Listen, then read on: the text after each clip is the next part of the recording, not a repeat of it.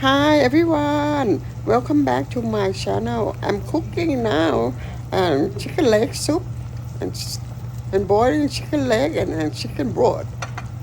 Then I'm put the potato, uncooked potato, almost done a little while, and then I put some other vegetable. Look at that, carrot, onion, and put um, tomato and celery. Put all together, but you have to cook uh, potato first.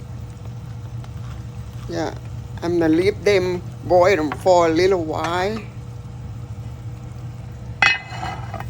Yep, here you go.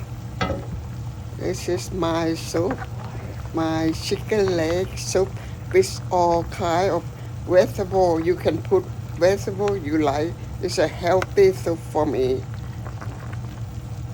Look at it. Look yummy, huh? So,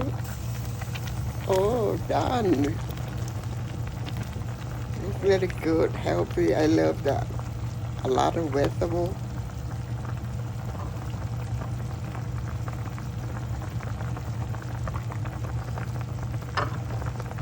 So we serve with the steamed rice.